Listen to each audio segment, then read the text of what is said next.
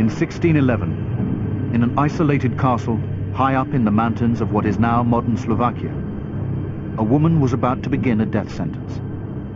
Condemned to spend the rest of her life walled up in a single room. At her trial, Countess Elizabeth Báthory, one of the most powerful aristocrats of her day, was accused and convicted of murdering over 600 young girls.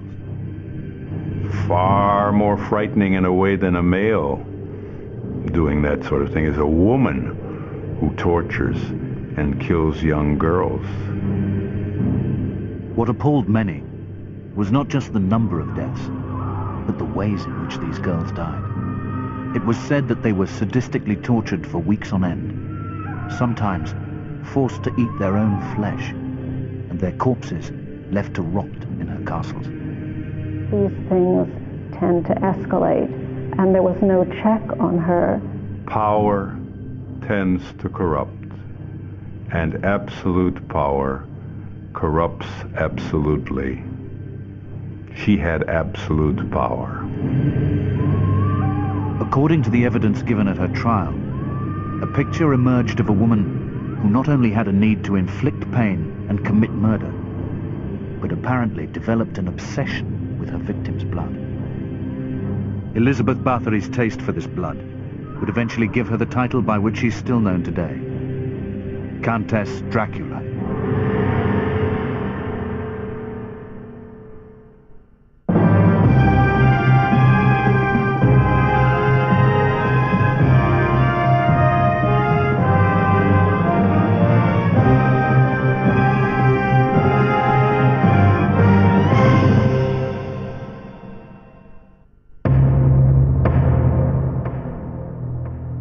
Born in 1560, Elizabeth Báthory was one of 4 children and a member of one of the most powerful families in what was then the Kingdom of Hungary. The Báthory family were not only a line of heroes, a dynasty of heroes, but they had enormous power in Central and Eastern Europe. Elizabeth Báthory's uncle had been king of Poland. Her nephew was the Prince of Transylvania, the most glamorous Renaissance prince. They were richer than the King of Hungary himself. They owned more property, had much vaster wealth than he had. Elizabeth led a charmed life in many ways because she was a very powerful, if not the most powerful, aristocratic woman in the country. At the time of Elizabeth's birth, Hungary was ruled by Austria to its west, and as a Christian country, it was involved in an ongoing war against the Turkish Muslims to the south. The country was almost permanently at war during Elizabeth's lifetime. Hungary was politically a very important place in those times because it was the bulwark of Christian Europe against the Turkish invasion, which really threatened to overwhelm the whole of Christian Europe. One can imagine societies in which there were mutilated soldiers, beggars who'd come back from the wars with nothing, bereaved women because their families were being killed at the front. It was a very traumatized society. There was also a very, very savage battle going on, slightly under the surface in Hungarian society, between the Hungarians and the Austrians, who were always vying for power and territory in the empire, and also between the great Hungarian families themselves. Even each village was divided, in some cases between Hungarians and Croatians and Slovaks who despised each other. The greatest cruelties in 16th century Hungary, however, were those inflicted on the peasants by the aristocrats and nobles who ruled them. The social hierarchy was absolutely fixed and immovable, and someone like Elizabeth Báthory had enormous power, power literally of life and death over the commoners. Peasants could be tortured, could be tormented, even in certain cases killed, with impunity by those above them. So you grow up in an atmosphere where torture and cruelty are part of everyday experience. It's no wonder that she thought of that as normal.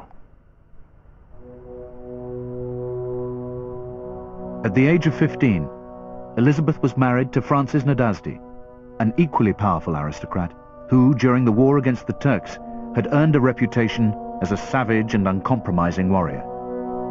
Elizabeth was actually very happy in her marriage and adored her husband, who was a powerful mover in that society. She would bathe in his reflected prestige, and she could then operate in a duo with him. Theirs was one of the most powerful unions in the land, comprising huge estates throughout Hungary. With these estates came control of the surrounding villages, and from these, Elizabeth and Francis selected peasants to work as servants in their manor houses and their castles. At her trial almost 40 years later, Elizabeth would be accused of treating these peasants with extraordinary and excessive cruelty. In Hungary, there was a cult of savagery and aristocratic bravura.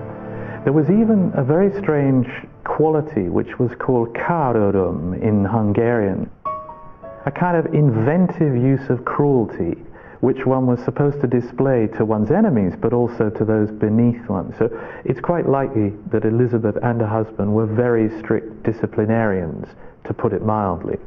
He also taught her a little trick which is called star kicking.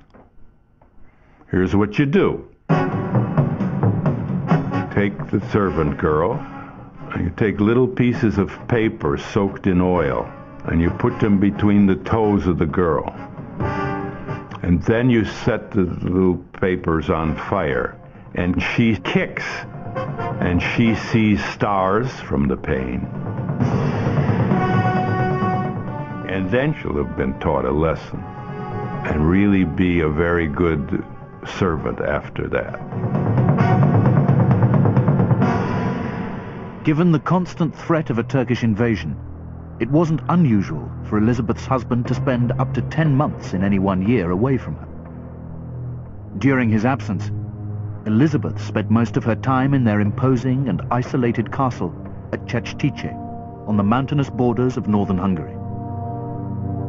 It was here that the majority of her crimes were committed. Implicated in those crimes were the 4 senior servants who ran the household at Csejte. 3 old women called Elena Jo, Kata, and Dorothea, and a young man called Fitzko.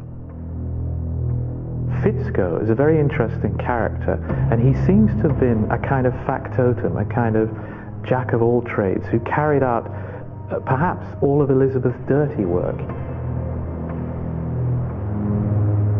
Fitzko and the old ladies were not only responsible for the day-to-day running of the castle at Csejte, but also the recruitment of girls from the outlying villages to work as Elizabeth's servants. It's hard for us to imagine that anyone would willingly go and work in a household if there had been rumors of even one girl dying, but the situation for many people in Hungary at that time was so desperate. The only way to guarantee a living wage would be to virtually sell your children into servitude in the great house, and that's exactly what happened. At the tower, the girls were undressed and showered down, and then she would look at them and she'd pick out the ones that she wanted to torture. If somebody was too skinny and too pale, she didn't like them at all because they didn't last very long under the torture. She liked the buxom ones, the big ones, because they lasted longer.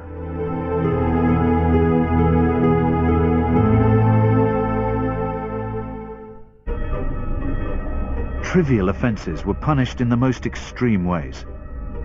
One girl from the village beneath the castle was accused of stealing money from the household coffers. It was claimed at her trial that Elizabeth heated a coin over a candle until it was white hot, then pressed it into the girl's hand.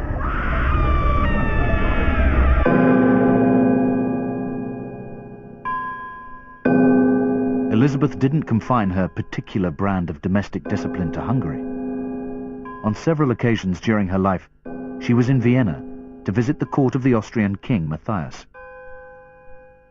Despite protests, she tortured servant girls here at her house in Augustinerstrasse. And we have the accounts of the monks from the Augustiner monastery across the street. They heard the noises of these girls, the torture sounds. So they threw their pots against the windows. But there was nothing they could do about it, because she was a powerful woman. These scenarios were repeated at several of her castles, including this one at Lockenhaus on the Austrian border, a fortress belonging to her husband's family, the Nadasdis. I don't think that they would have seen a distinction right up to the point of near death between disciplining and acting sadistically. They didn't have those distinctions. Excessive cruelty on the part of Hungarians to their lessers, the Slovaks, was very common at the time. In this case, she carried it too far. I think she had a compulsion to torture and eventually to kill. There's been a need throughout our cultural history to have great mythical icons of female evil. Alžbeta Bátoriová, in due course, was taken up to represent this figure. The bloodiness of her myth and the bloodiness of the events ascribed to her are typical of medieval and post-medieval European imagination. Even the birth of her own children, the last of 4 appearing in 1598, seems to have done little to foster any sympathy for her servant girl. I think that's what makes her doubly shocking. She seems to have been a caring, loving mother type to her own children, who of course were Hungarians, obviously, and not Slovak. The traditional view of the woman is kind of violated when you have somebody, especially who's torturing young girls.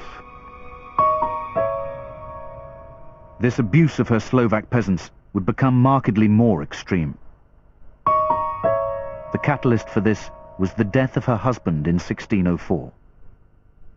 As soon as a woman was widowed, all her family and all her neighbors and all the other competing families would be after her to strip her of that wealth by legal means or by simply occupying her lands, defrauding her, accusing her perhaps of false crimes in order to take away her property. And there was no way that a woman could resist this, even a woman as powerful as Elizabeth. Suddenly, Elizabeth's vast estates were threatened. Feeling vulnerable, she reacted as only she could. You discipline, you over-discipline. It's a very logical way to react if you feel that things are getting out of control. The disciplining becomes cruelty, becomes abuse.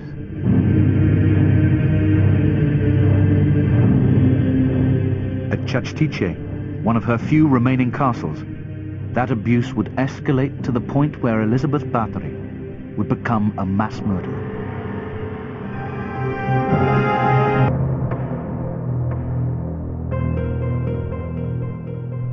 By 1604, the now widowed Alžbeta Bátoriová, a powerful and wealthy Hungarian countess, had for years been cruelly torturing her female servants at her mountaintop castle at Csejte, in what is now modern Slovakia. Her sadistic reputation was beginning to strike fear into the hearts of all who heard her name. You must imagine these people cowering outside the walls of her castles, never knowing what exactly is going on in there, but knowing at the same time that they are absolutely subject to this person's power, to this person's whims. Before her husband's death, Elizabeth had been abusing her servants in order to discipline them. This eventually escalated to murder. According to the documents from her trial in 1611, it was estimated that she killed almost 650 young girls.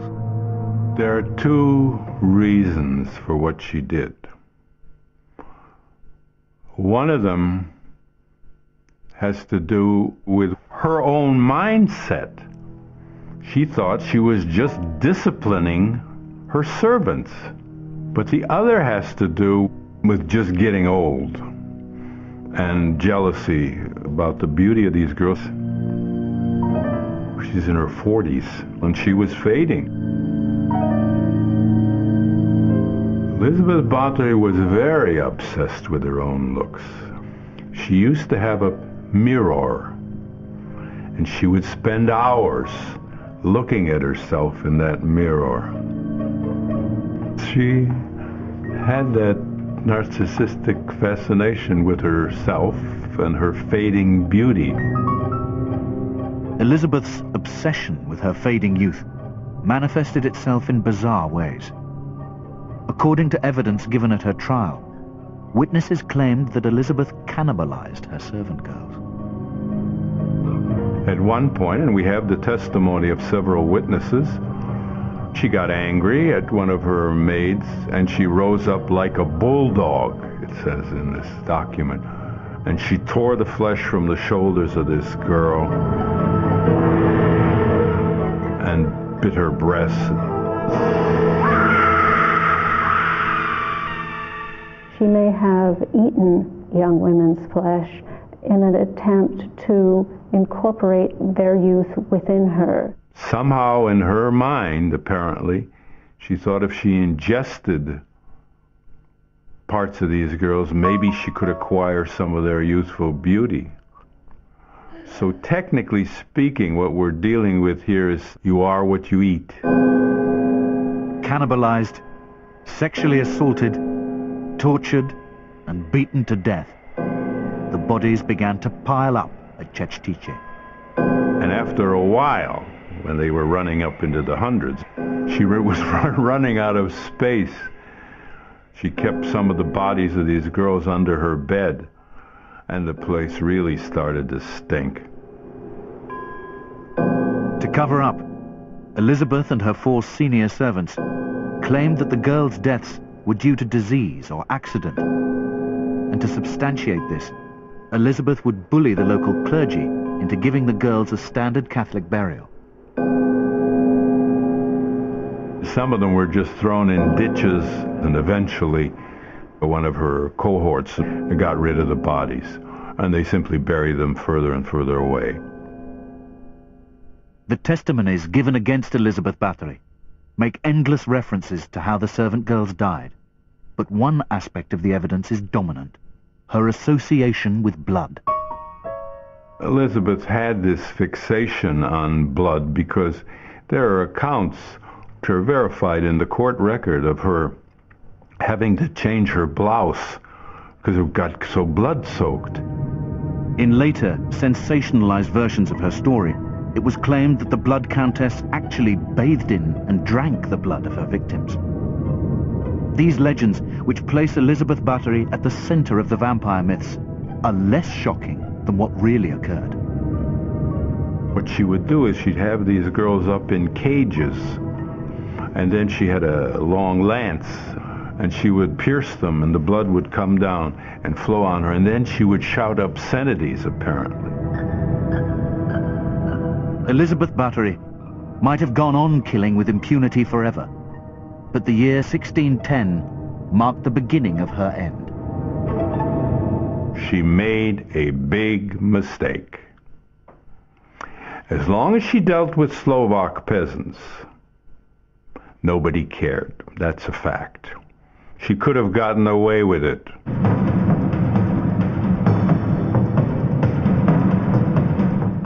She went after the daughter of a local Protestant minister. Big mistake. Because this girl escaped and told the story about what was going on up there in the castle. When news came to the Hungarian nobles, well, they couldn't tolerate that. One of their own, you know? That was her critical error.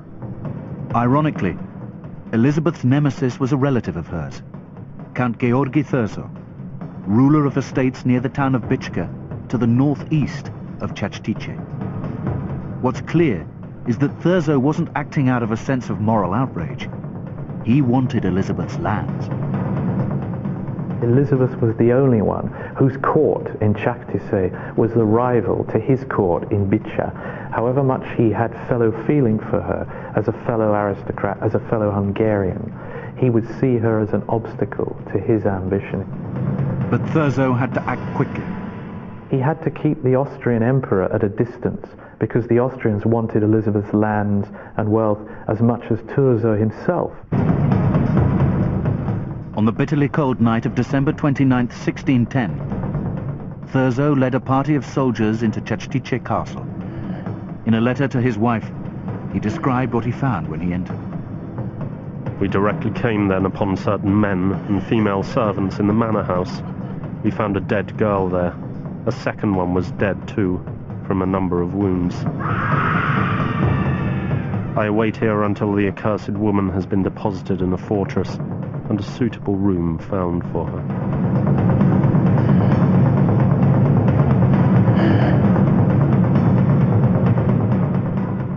Other accounts have it that Thurzo actually found Elizabeth in the process of beating a servant girl called Dorica to death, as punishment for stealing a pear.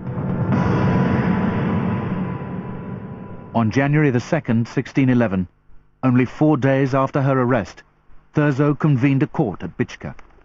Thurzo was very clever. He didn't put her on trial, he put her servants on trial. What we call the hors d'oeuvre strategy. You know, you throw them the little fish so they don't go for the big one. Elena Yo and Dorothea were convicted. Their punishment for having used their hands to torture and murder was to have their fingers torn off with a pair of pincers. Still alive, they were then thrown onto a fire. Fitzko was spared the pincers, but was decapitated instead. Only Kata escaped the death sentence. Her fate is unknown. By the order of Count Thurzo, Elizabeth Báthory was still under arrest at her castle at Csejte. Well, I think he was still deciding whether he could get away with trying her or not. And in the end, perhaps he decided it was better just to let her rot, which is what happened. Elizabeth's sentence was publicly announced by Thurzo. Lifelong imprisonment in one room at her castle in Csejte. Elizabeth Báthory's lands were confiscated and divided up among various Hungarian nobles. Thurzo had triumphed. Her imprisonment would last for 3 years. In late August 1614, the bloody Countess was found lying face down on the floor of this same room, dead at 54. History Night concludes after the break on Discovery Channel when we're heading to the Lebanon to learn how an act of terrorism brought the world a new weapon.